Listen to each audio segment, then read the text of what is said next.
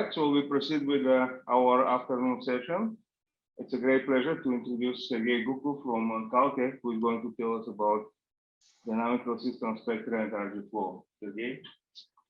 Yes, thank you very much, Ludmila. Thanks for organizing this meeting, and I apologize I can't be there with you in person. Today is actually my son's birthday. It's 5th year anniversary, so I feel bad traveling, but hope to visit you again on the next occasion. So here are my slides. First, I want to tell you what this talk is going to be about. It's a rather strange talk in a sense, in several different ways. So first, I usually prefer to talk about completed work, whereas this is going to be one of the rare talks that I will give about work in progress with Miami group and various other people. And it will be based on some old work. In fact, some of it will go all the way back to late 80s, as you can see here, for some relevant references. And some part, probably first half of what I'm going to tell you will be based on work I was doing about 5 years ago when I was trying to connect physical phenomena of normalization to dynamical systems. So it does involve mathematics, but mathematics of dynamical systems. However, the topic of renormalization is something extremely physical, and it's a good thing and bad thing. I should say that it's a good thing because, honestly, in my opinion, I think in quantum physics, among all phenomena that we've seen so far, those which have to do with renormalization are the coolest, the most exciting. So it's real physics. It's what measured in the lab and given many Nobel Prizes and so on. On the other hand, this phenomenon of renormalization, as I'll try to not hide from you during the talk, is actually farthest away from mathematics. So this attempt to connect it to dynamical systems that I had about 5 years ago was my way of trying to bridge something really, really physical to pure math. And a lot more work needs to be done there because being so interesting and exciting in physics, there are, even at the physics level of things, we don't understand what renormalization really is. So that's getting to the deep guts of what quantum field theory should be, again, topic that has not even been developed. So why would I commit a sort of suicide and try to talk about it at a math conference? So it's some past work, and I wasn't even actively thinking about it until recently, until Ludmila and collaborators pointed out that some phenomena that we'll discuss from that work of about 5 years ago are actually connected in a completely new way to other types of math questions that naively have nothing to do with dynamical systems. So therefore, it becomes sort of triangle, where there are 3 topics. Something about spectra in physics. I'll clarify what that means. Dynamical systems and spectra in another area of math. So that's exactly this, the triangle that will unify the themes in this talk. And I'll tell you one context where spectra appear and connect this phenomena in renormalization to phenomena in mathematics. And in a talk later today, Joseph will tell you more about context of spectra that involve 3 manifolds. So that's going to be low dimensional topology. And in my talk, I'll do something quite different. So it will be yet another context, but for the same sort of phenomenon. Because things are going to get hairy very soon, I want to summarize what is sort of the punchline or the main picture, or what are we trying to do. So imagine that you have some singularity, say hypersurface singularity defined by function f, or more generally, it could be some variety or orbifold of singularity, some quotient by finite dimensional group. To this initial data, we can associate 2 different things. So first, we can associate the mathematical study of singularities very much as in the school of Arnold, Varchenko, Zadeh, and many others, or we can associate to it something from physics that's called conformal field theory. So that's where some of my effort in this talk will go today. I'll try to tell you what conformal field theory really is. And that's, if you wish, going to be one component of this talk. So I'll try to digest it and explain to outsiders what kind of thing is this. And I'm not going to use any simplifications. As you'll see, I can't for purposes of what I'll try to explain, such as saying, for example, that two-dimensional CFT is a vertex algebra. That would be a very useful shortcut because VOA is mathematically well-defined. It encodes important algebraic structure, but it will be not sufficient, unfortunately, for purposes that we'll try to explore in this talk. So what we'll try to explore in this talk is a bridge between two notions of spectra. One will be a spectrum of conformal or scaling dimensions, usually denoted by delta I. That's the concept from quantum field theory. The other notion will be from this other side of study of singularities, the spectrum, which is ordered set of numbers, they're usually called spectral numbers. And main question that we'll ask is, are they connected? After all, via both routes, you associate two different things to the same initial data. So if you start, for example, with homogeneous equation or some sort of quotient of singular variety, you can proceed in these two different ways. So the question is, if you proceed in these two different routes, is the end point or this particular output, namely spectra here on the left and spectra here on the right, are they the same? Are they related? And if yes, then what's the relation? So that's basically the set of questions that we're going to explore. I'll give you sort of spoiler that of course they are related, otherwise I wouldn't be talking about it here, but relation is not entirely obvious in the sense that it's not that they just agree and that's it. That's the end of the story. That would be a little too boring. And actually that's the reason I decided to take all the risks in giving this extremely unorthodox talk, in a sense that it's not on paper that's published, it's on extremely physical topic, because this relation seems to be quite interesting and has a lot of ingredients that see beyond what meets the eye. But in today's talk, I'll try to discuss simplest instances, and again, more of a more complicated or interesting examples. I guess interesting is the right word, will be in Joseph's talk. And again, if all my goal was to compare just these two spectra, QFT or CFT spectra to mathematical spectra, actually my job would be much easier. It wouldn't involve renormalization at all. I would just repackage the information about conformal field theory in some mathematical words and I'll be done. But the problem is that we'll try to compare, and that's actually the main point here, how the spectra on both sides change under different types of phenomena. On the right-hand side, we'll talk about how spectra change if you partially desingularize your variety. So basically, you can think about relations between different types of singularities, where some singularity defined by F goes into some singularity defined by G, and how spectra behave in this case. And on the CFT side, we'll discuss this very mysterious phenomenon of renormalization, even mysterious from physics point of view, how these deltas behave if one CFT, the right languages, flows under this RG flow to another CFT. And that's where excitement really comes from, because again, this changes, sort of comparisons between spectra in the beginning and in the end on both sides, turn out to be even more interesting than relation between the spectra themselves. But of course, we cannot discuss how things change until we establish the dictionary, even for a given CFT versus singularity.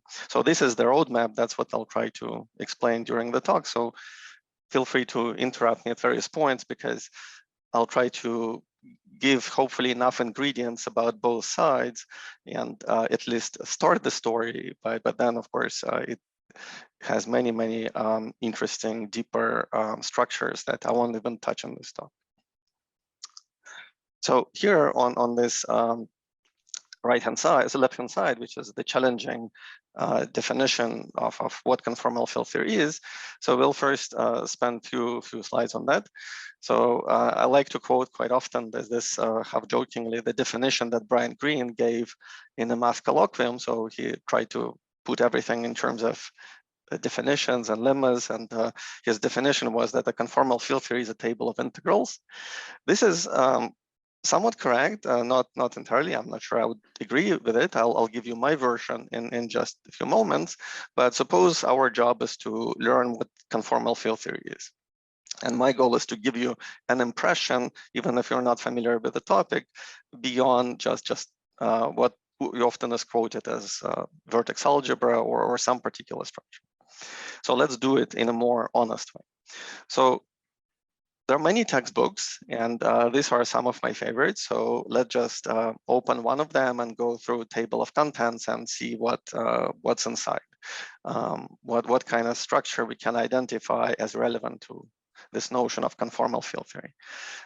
So CFT sometimes also stands for class field theory. Obviously, I'm not using that one. So it is a quantum field theory. So that's already something I mentioned. It's already a reason why it's mysterious, ill-defined, and so on. So then let's flip through table of contents. This textbook is almost 1,000 pages, and it's considered by many as one of the best textbooks in the field. So one of the first chapters talks about scaling properties. So this is something important in this theory. So these are roughly special classes of quantum field theories which are invariant under scaling. So I highlighted for you in this table of contents some of the key ingredients which I consider important in, say, teaching the subject. It also involves correlation functions, and they repeat here over again and again in the table of context. You can see vertex operators appearing and their corresponding operator algebra. So this is the reason sometimes CFT is described as vertex operator algebra, at least in certain approximation, which for many purposes is very good, but again, for us today, unfortunately, will not suffice. So you see this vertex operators again. You see some modular invariants hinting at modular tensor categories that are very relevant here. One talks a lot about representations. So these are representations of these either vertex algebras or close cousins. And again, you see various OP coefficients, correlation functions, a repeated number of times, and so on. So just by glancing through the table of context in this book and picking up most essential or important concepts, my answer to this question, or if I were to characterize what conformal field theory is, I would say that it's a list of operators or states. You can think of operators as in vertex operator algebra, for instance, and their correlation functions. These are various products. And important thing is that this phenomenon, the special feature that makes conformal field theories stand out in the world of full quantum field theories is that they're invariant under scaling. So as a result, many correlation functions and other properties are actually determined by so-called scaling dimensions of these operators or states. So that's how particular example of this looks like. Some two-point function in two-dimensional CFT, for instance, or in fact in any dimensional CFT, is determined by the so-called scaling dimension associated to these operators phi1 and phi2. So it behaves as some power law, and this power is basically the scaling dimension. So therefore, for me, CFT, at least to first approximation, would be a package of spectrum. That's already a good word that we can mentally start relating to perhaps other spectrum of operators or states. So that's really the spectrum in a physical sense. You can picture spectrum of quantum states of a quantum system or something like that. The correlation functions. This is what Brian Greene meant by table of integrals, because often they're computed using particular techniques which involve various integrals. And I'm not actually going to use all this heavy machinery. Here I highlighted the scaling dimensions of fields as a simpler version of what I'm going to mean by the spectrum of conformal field theory. And the part of the reason is that, as stated here already and illustrated in this example, they actually determine many of the properties of the theory. So therefore, to me, a definition of CFT is this entire page, but simpler version is really just a finite set of numbers, this delta i's. And this is what this talk is all about. The talk is that to every conformal field theory, you can associate finite list of numbers. Oh, sorry, why it's finite? And we are Calabi-Yau. Why, okay, that's a very good question. Why is it finite? So I'll say a few words about this later on, but this spectrum usually in every CFT is divided into two parts. So there is one part of, I hope I'll have a picture about on this later on. So one part contains part of the spectrum where these deltas live in a particular window, and that part is finite. Otherwise, we deal with something like string theory and not field theory. But in any reasonable quantum field theory or conformal field theory, this finite window will contain very finitely many, only finitely many of deltas.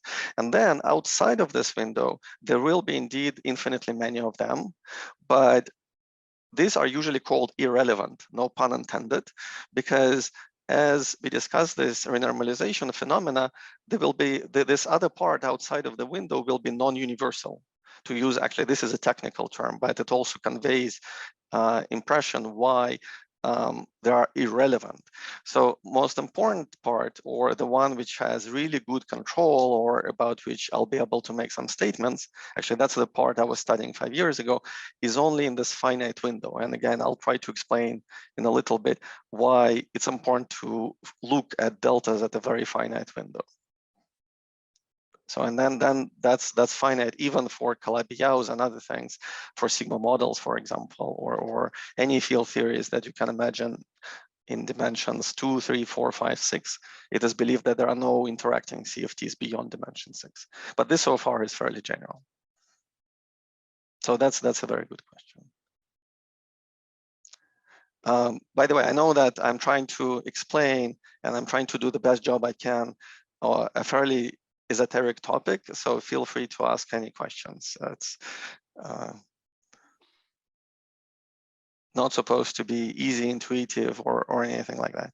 But again, one thing I want to extract from this complicated definition is that a CFT, not class field theory, conformal field theory, is a finite, at the very basic level, is a finite list of numbers in a certain range, in a certain window that we'll specify in a minute. Again, if that was my job, that would be easy. Unfortunately, that's not that's not the real problem. The real problem is renormalization. This is a phenomenon where one CFT is related to another CFT via non-trivial process. So that's where one computes either Feynman diagrams or does something else. And even Mr. Feynman himself says that this process is, so here he calls it hocus pocus and points out that it's not even mathematically self-consistent and it's mysterious. And this is true. So this is actually why physicists love this phenomenon, why I personally mentioned that I consider it the coolest thing in quantum physics, this phenomenon of renormalization. It's how these different conformal field theories get related by so-called RG flow. So that's actually what I have to explain next. And this is my bigger challenge. So that's another illustration of this process. As the name suggests, it's some kind of renormalization, maybe kind of like in this cartoon. But this process is in the same time deep and mysterious physically. That's why it's cool. So what is this process? You can think of it, and that's how usually it is pictured, as a flow. That's already where connection with dynamical systems will start showing up from one conformal field theory, let's call it theory T in one regime, so here called UV, via this RG time. So there is some intrinsic time associated with energy scale and real physics. And the flow takes us through space of theories to another conformal field theory that I call here TIR. So UV stands for ultraviolet, IR stands for infrared, but it doesn't really matter. So in textbooks, what we are usually taught is how to study this process using perturbation theory in some expansion parameters called either GI, various couplings, or lambda I. So these are called either coupling constants or parameters of the theory, or you can think of them as coordinates in a theory space. So this flow, this process of changing from one CFT to another CFT takes you through the space of parameters. And again, for us, what will be relevant is a finite dimensional space of such parameters. You can think of it as, by connection, or this analogy that we'll explore to singularity theory, as the unfolding space of singularity. So think about this as a cytospace or something analogous to it. These deltas that we mentioned in a previous slide enter as the first term in this differential equations that control the flow. So this flow is controlled by differential equations with respect to t, and it basically specifies a vector field in every point of this theory space. So to the leading approximation, near each fixed point, near each CFT, its behavior, this vector field, is basically given by these deltas. And that's why already you see that you have to divide them into two groups. The ones which are exceeding the value of d, dimension of quantum field theory, this little d is dimension of the CFT, so it varies either 2, 3, 4, 5, or 6. So those which are exceeding the d basically relax back to itself. So they go back and their perturbation relaxes and becomes unimportant. But the ones, these deltas which are smaller than d, they become more important. These are called relevant deltas. And that's going to be our interval. Its upper bound is going to be the dimension of space-time in which quantum field theory lives. So then there is a next term. It's quadratic in these parameters, lambda. And because it tells us about variation of the third guy, it has 3 indices. And in fact, these coefficients here are coefficients of some sort of product called operator product expansion, which already suggests that there is additional multiplication structure on the space of parameters or space of theories, which is analogous to the F manifold.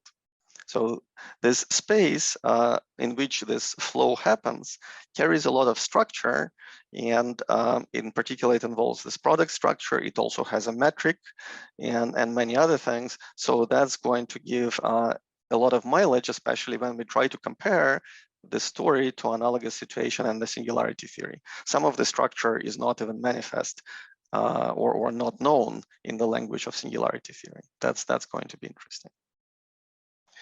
So this is a typical picture for how this flow happens.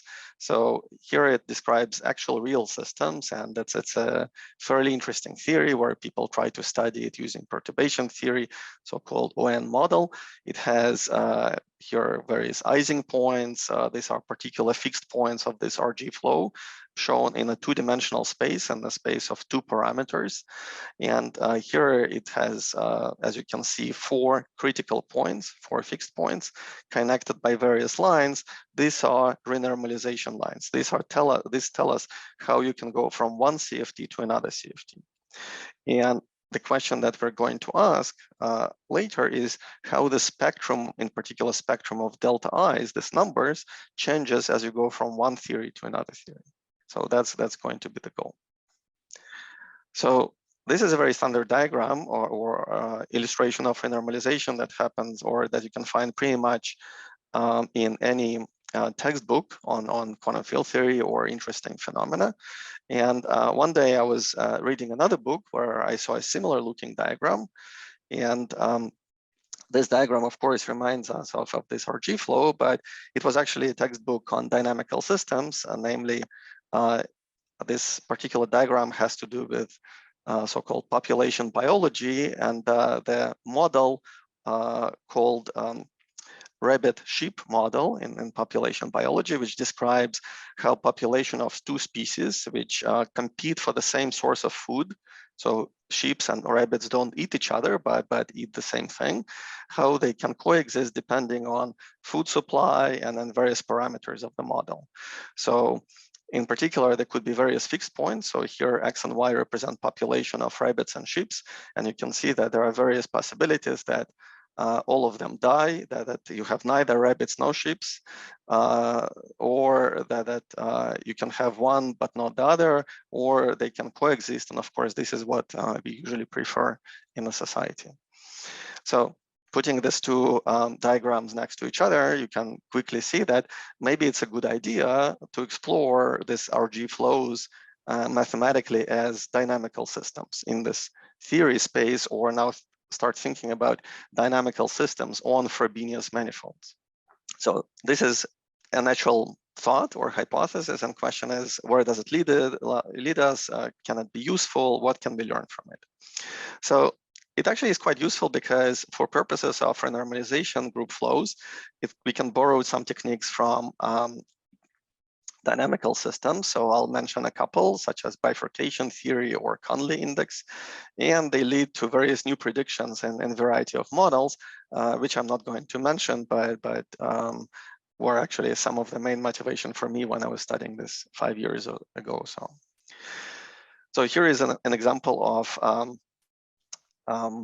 question that naturally arises in this context. If you try to approach it from the viewpoint of dynamical systems, you can ask, how does the structure of RG flow changes if you vary some parameters? So in quantum field theory, there are typically parameters such as NF. It has certain meaning. And as you vary it, what may happen, very much as in the pictures I showed you earlier, some of the fixed points interchange their stability properties.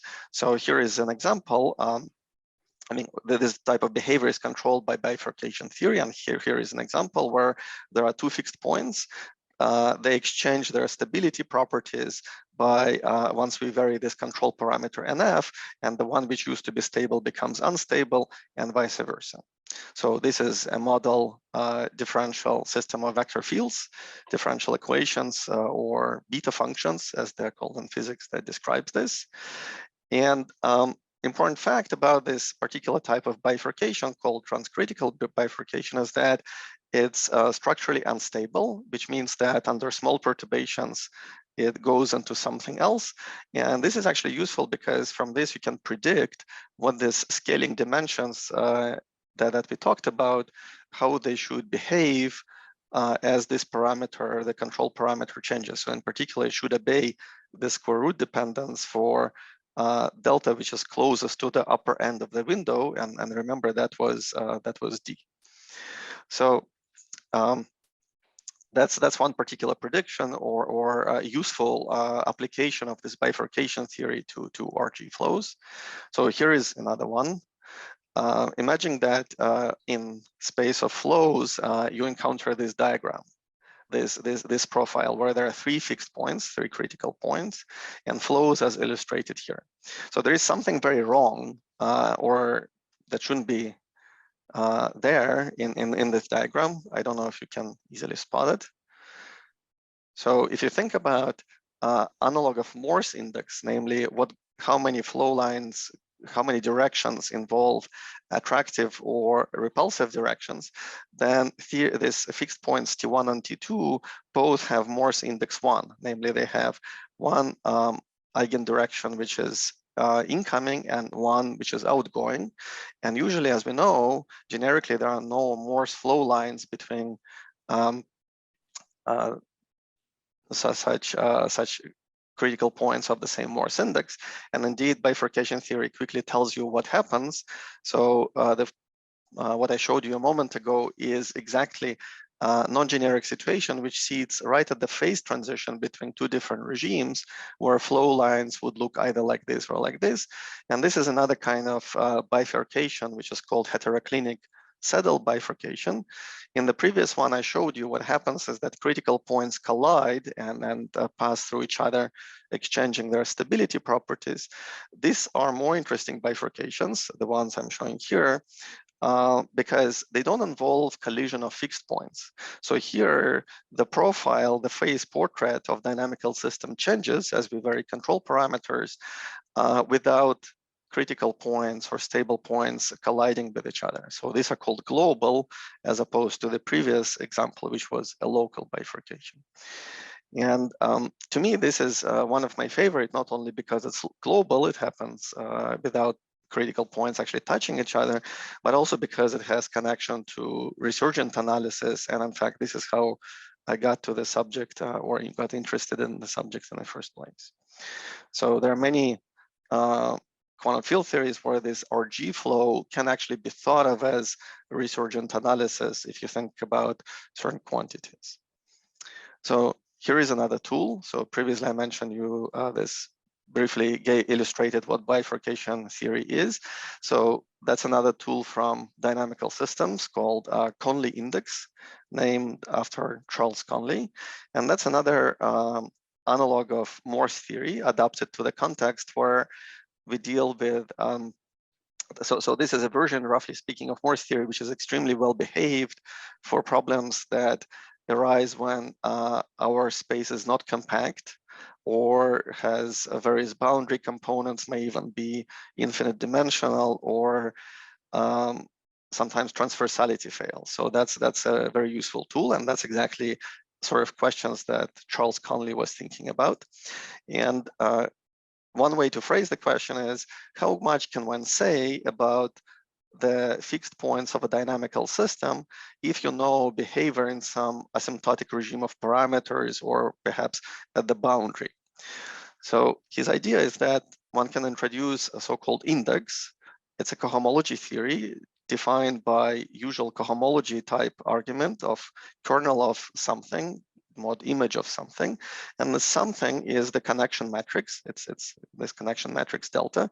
On the one hand, you can define it using the information about how critical points or fixed points inside the box are interconnected. That's using information inside.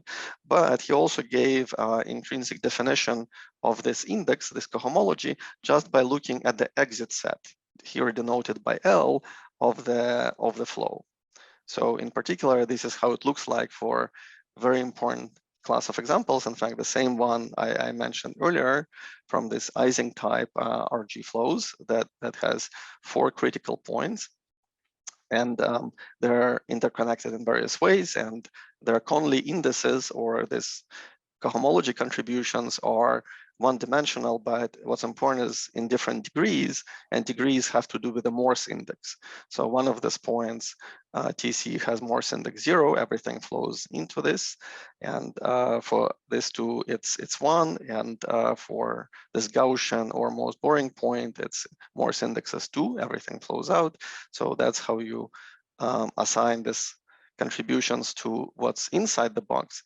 But you can also compute them by just knowing information of how things flow on the boundary. And I'll give you a quick idea. So suppose you have a domain like this, which has where exit set has 3 components denoted by red, and then these arrows indicate that flow exits them, and in the complement of the boundary, the flow enters them. So then what you do, you basically collapse all of this exit set into a single point and compute cohomology of the resulting space minus a point. So that's the basic idea. And in this simple 2-dimensional example, depending on what the exit set, it could be empty set, namely everything could be entering this domain, then we are likely to have one attractive fixed point inside. And that's indeed what you would find by computing this Conley index. Or it could have 3 intervals on the boundary. That's the last example here. And in this case, you basically guarantee that you should have at least some fixed points with this particular value of the Conley index, and so on. So this is, again, details aside, is more or less adaptation of Morse theory to situations which involve non-compact flows. And it's actually being already quite useful, for example, in the context of gauge theory, in studying how solutions to PDEs, such as instanton equations or Seiberg-Witten equations or their generalizations, behave in 4-dimensional topology. So for us, this version of Morse theory, or for me, was the following that led to the following kind of conjecture. It's called mu theorem by analogy with C theorem, introduced by Zamolodchikov in a two-dimensional context and studied in various other dimensions. It basically says that the number of these deltas, I mentioned earlier that the spectrum is finite and it lives in a particular interval. So this is particular exact form of this interval depending on dimension of the CFT or QFT. So this says that this quantity mu, thought of as a sort of Morse index of a given CFT. So if you go from one CFT to another, then the number of these deltas should always decrease. So later on, I'm going to apply this to two-dimensional CFTs. So here D is 2, and these deltas therefore live in the interval between 0 and 2. So upper end of the interval is what controls so-called relevant versus irrelevant perturbations. We saw that from these equations that describe the RG flow in terms of, in this kind of dynamical system-like way, they tell us that something happens if deltas start exceeding D, they become not important or they relax back to 0 values. And this lower bound has to do with assumption that theory is unitary. So for every unitary theory in D dimensions, that's exactly the lower bound. So for example, in D equals 2, you learn that there's deltas, interesting deltas that are really relevant in a technical sense and also in a generic sense. They live between 0 and 2. In 4 dimensions, for example, this would be between 1 and 4 and so on. So that's exactly the context in which I was studying this 5 years ago and trying to give various types of evidence. And the motivation partly was that we don't really know how this renormalization group works. As I mentioned, it's very cool, mysterious process. So one of the questions that you may ask is how this flow is close to a gradient flow. Because if it's a gradient flow, then it's a good idea to find characteristics or quantities which strictly decrease as you go with this time direction t. So Zamolodchikov C theorem is one example. It's just a question about how one particular number called C changes as you go from one fixed point to another fixed point. And this delta, the spectrum of deltas and their number is another quantity, which again is something that could be called mu theorem, that says that generically this number of deltas should decrease. And in fact, this bifurcation theory tells you exactly what can happen under what conditions it does not decrease. It does not decrease if one particular eigenvalue of part of the spectrum, delta, which is above D, so that's the picture I was hoping to have in the slides, suddenly enters this band, suddenly enters this range between minimal value of delta and the upper limit, which is D. So this generically should not happen. And when this happens, you basically get yourself a phase transition or something non-generic. That's precisely something that's well controlled by this, or well described by this bifurcation analysis. So that's the changes in the spectrum that arise from this CFT, meaning conformal field theory, under RG flow. So are there any questions on this part? So the goal then is to compare this change of deltas, this bunch of numbers, to something that we can get, say, in singularity theory, in mathematics, and see what we can learn. For example, from this conformal field theory, like I mentioned earlier, if there is a relation, then there is a lot of additional structure on the space of these parameters in which this flow happens on this Frobenius manifold or unfolding manifold or Saito manifold, depending how you prefer to think about it. So if there is a relation, we can borrow some of these tools. So here is an illustration. From now on, I'll limit myself to 2 dimensions where these deltas live between 0 and 2. That's the interval. We can call it physical interval, for instance. In general, it's given by this.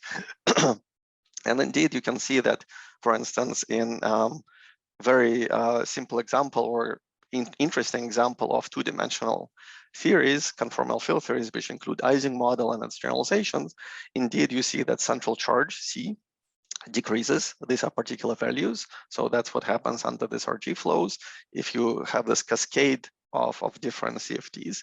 And you also see that values of mu strictly decrease. In fact, this behavior where you have something non-decreasing is extremely hard to find. And like I mentioned on the previous slide, it's associated with a certain non-generic behavior, which you can actually describe and predict, but in most instances it does not happen, and you can actually say when exactly, under which circumstances it should and should not happen. So we'll stay in 2 dimensions, but we'll discuss supersymmetric conformal field theories, where again, important ingredient, or what I care about, is a list of numbers, this delta i's. In a supersymmetric context, these numbers are equal or can be effectively computed by R charges. So important relation is this relation between scaling dimensions or conformal dimensions, which exist in any CFTs of any dimension, or not even supersymmetric, and R charges, which are certain weights under stretching and various circle actions that exist only in supersymmetric theories. Let me illustrate this. For example, suppose we have, so now I'm slowly coming back to something that hopefully may be more familiar, such as, for instance, Landau-Ginzburg model. So if you have a Landau-Ginzburg model with a quasi-homogeneous potential W that depends on a bunch of variables, later I'll call them X's or Z's, or they can be called phi, then suppose the homogeneous degree of the potential is 2. This is a funny normalization that is required. And our charges then are defined basically as the weights, such that by rescaling our basic variables by lambda to the Ri, you get this lambda squared for the entire potential. So that's the situation for Landau-Ginzburg models. Every such potential defines conformal field theory, and its central charge and the spectrum of deltas can be easily calculated from these weights. So here is an expression for central charge. It basically says that you're summing copies of this number 3 with a small correction, depending on this R is. And likewise, these deltas become simply the weights in this particular normalization. So that's one concrete realization of what these deltas are. And as you can see, this is first of all finite. And moreover, we'll be interested in a range where this delta live between 0 and 2. That's again important. So there are both bounds are important for reasons that play a very, very important role in this renormalization group flows. Are there any questions? Feel free to again interrupt or ask anything. So let's look at simplest examples. So these are so-called minimal models. And these are, roughly speaking, supersymmetric generalizations of Ising model that I mentioned earlier and its cousins. This class of two-dimensional theories can be described by Landau-Ginzburg potential in a single variable x. So let's assume that W is x to the power n plus 1, where n is any integer. So then, based on what I mentioned on the previous slide, we can quickly compute what the spectrum of deltas is. So in this case, there is only one field, and it's R charge if it's quasi-homogeneous of degree. I mean, if W has to have total degree 2, is going to be 2 over n plus 1. And then the rest of the spectrum is basically composed of the powers of this x. So you get deltas which are twice some integer divided by n plus 1, where this leaves in the range between 0 and 2, just like what we expected. And again, this is the central charge of this minimal model. So what we see is that this spectrum of scaling on conformal dimensions is indeed very close to spectral numbers of these singularities, which are written here. And the only difference, if you wish, is just a factor of 2. So this is an important factor of 2, which says that the range in two-dimensional CFT is naturally from 0 to 2, but in singularity theory, it's from 0 to 1. So we can view this class of examples as helping us to fix normalization there is a normalization factor of 2 that will play an important role later. And from these models, or this infinite family of models labeled by n, it looks like, well, spectra basically coincide. So this conclusion is not quite correct. It has to be refined, as we'll see in the next class of models, which already will show the most general type of behavior. So then, of course, the old work from late 80s that I mentioned earlier already noticed this not only in this class of models, but various generalizations, that chiral ring of such singularity naturally coincides with Milnor algebra, with the Jacobi ring of this singularity, basically, and also can be viewed as a cohomology ring of complex projective space, which can be naturally generalized to Grassmannian. And that leads us to the next class of examples. So just like complex projective space is a special context of Grassmannian manifolds, this AN minimal models that we discussed so far labeled by N are special cases of 2-parameter family of models labeled by 2 integers, which I'll call N and K, and these are called Kazama Suzuki models. So they're based on generalization of this coset, which is describing CP1 into this sort of coset, which is relevant to the Grassmannian. And here in this class of models, the central charge and many parameters depend on 2 integers, N and K. So like minimal models, these models can be described by Landau-Ginzburg theory, which has now K different variables X, and they're raised, so the total potential involves the sum of these terms, x1 to the n plus 1, x2 to the n plus 1, and so on. So they're all similar, except they're now written in terms of elementary symmetric functions, polynomials of these variables xi. So if these are symmetric functions of x's, then you actually want to take this potential and rewrite it in terms of z's. So that's what's illustrated here at the bottom of the slide, and the quite boring, simplest, non-trivial case. So hopefully this is clear. So then the model, Landau-Ginzburg model with W as a function of z's is exactly describing the Kazama-Suzuki model labeled by N and K. So this is perhaps the most non-trivial class of models that I'm going to tell you about today. So we will spend a little bit of time on this, and let's look at the spectrum. So just as mentioned earlier, everything again is fairly easy to compute. So on one hand, we see that here Jacobi ring is basically cohomology, classical cohomology of the Grassmannian of K planes in n-dimensional space. That's good. So we can compare the spectrum of scaling dimensions to spectrum of the singularity. For example, here illustrated for n equals 3 and nk equals 2. Of course, you can generalize this even to more general Brice-Corenfam singularities outside of the range of the models that I'm discussing. But one thing I want to point out is that in the range of deltas, which are so-called relevant or interesting, that range does not depend on the model, or it only depends on the theory, dimensionality in which theory leads. And then for all 2-dimensional theories, such as Landau-Ginzburg models, sigma models, no matter what you do, it can be super complicated theory. This range is always between 0 and 2. Whereas the spectral values of our singularity here naturally live in the range, which is between 0 and k, which is number of variables. So already here in this class of examples, we see that even if we rescale this range from 0 to 2 by a factor of 2 back between 0 and 1, as it was in the case of minimal models, we only cover a small part of this range between 0 and 1 inside 0 and k. So that's already quite interesting, because here, physically, the statement, the smooth theorem, was basically saying that number of deltas decreases. And in fact, it was saying that they exit this range, this interval, through the upper bound, through the upper limit, which is 2 being rescaled to 1, if we use this factor of 2 rescaling that I emphasized earlier.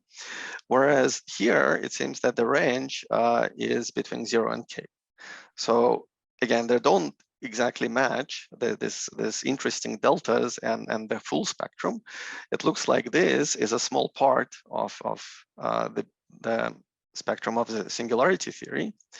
But what comes to the rescue, as far as especially dependence on or relation between different models, different singularities, if you try to compare what happens to the spectrum of deltas under RG flow and to the spectrum of the singularities, then even mathematically, what's beautiful is that what matters is a range of length 1. So in other words, if we rescale this by a factor of 2, just like we did for minimal models and get range of length 1, then this is perfectly fitting with classical statements by Varchenko, Steenbrink, and later generalized in various other contexts, which says that under certain conditions, this spectrum of singularities is so-called semi-continuous, which is a statement analogous to this mu theorem, which basically says that various quantities, for instance, in this case, number of such values in a given range, tends to decrease. And what they prove is that if you pick an interval of length 1, then this number of spectrum values, the spectral parameters, will be decreasing or semi-continuous. In particular, we'll find perfect match between the behavior of the scaling dimensions and the smooth theorem if we choose this interval to start at 0. So a equals 0 is precisely what makes it makes connection to spectrum of scaling dimensions. So that's the first non-trivial case where we see that spectra are not literally the same. Of course, there are many connections, but especially as far as statements of semi-continuity and changes upon unfolding or desingularization of our singular variety, they involve a particular choice of A.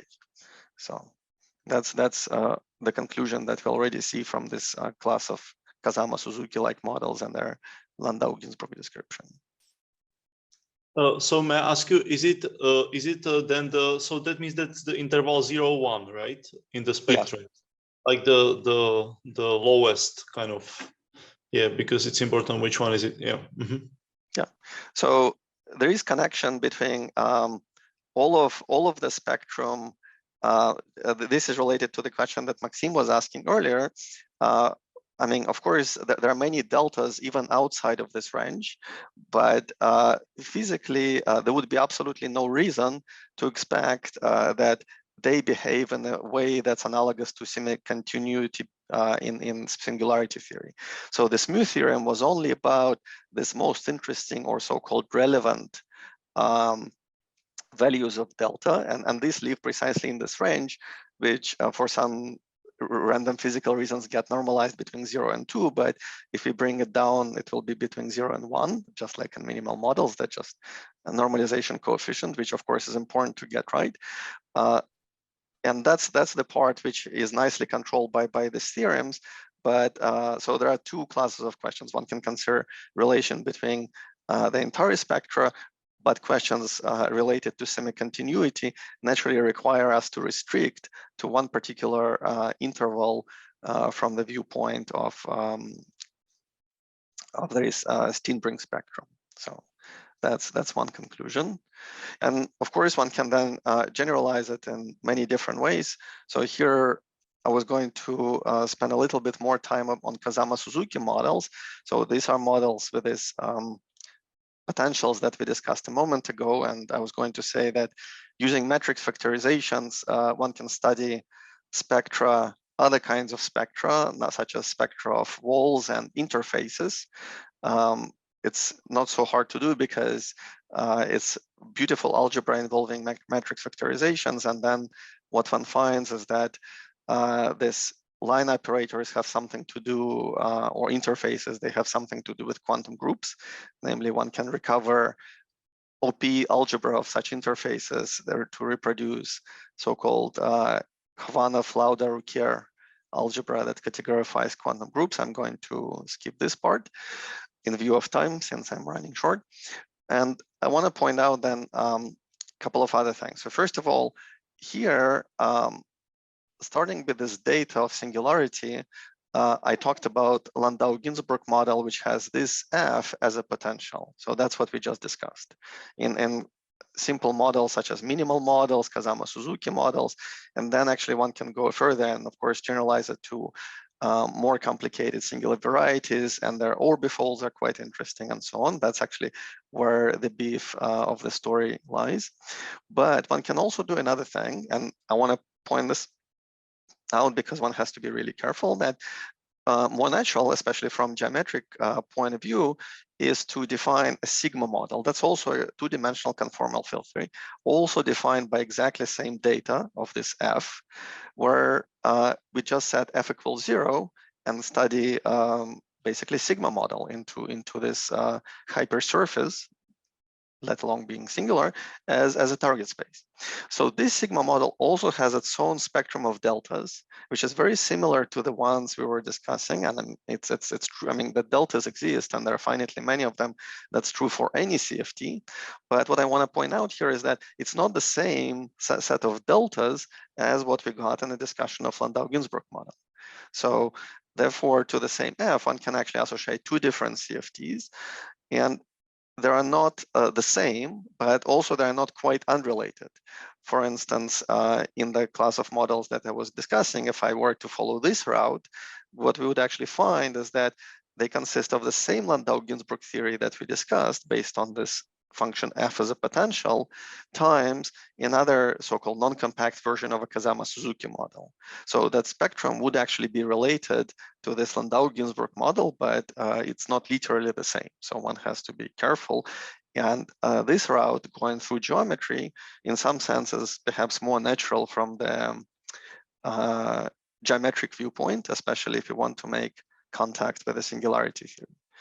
So finally, therefore, I want to point out that there are, of course, lots of questions, and there are some questions that we're investigating related to taking orbifolds of these models. And as I try to illustrate, this RG flow is basically a very complicated cascade. Think about like a Hasse type diagram connecting different fixed points, which are different CFTs, and each one has its own spectrum of deltas.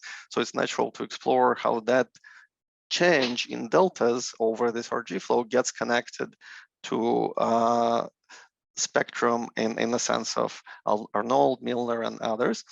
But there are other spectra that is natural to discuss, and especially from the viewpoint of this semicontinuity or mu theorem, where we're trying to ask what becomes bigger, what becomes smaller under this unfolding or RG flows. There are, for example, BPS spectra, which are close cousins of these interfaces, which I mentioned very briefly toward the end.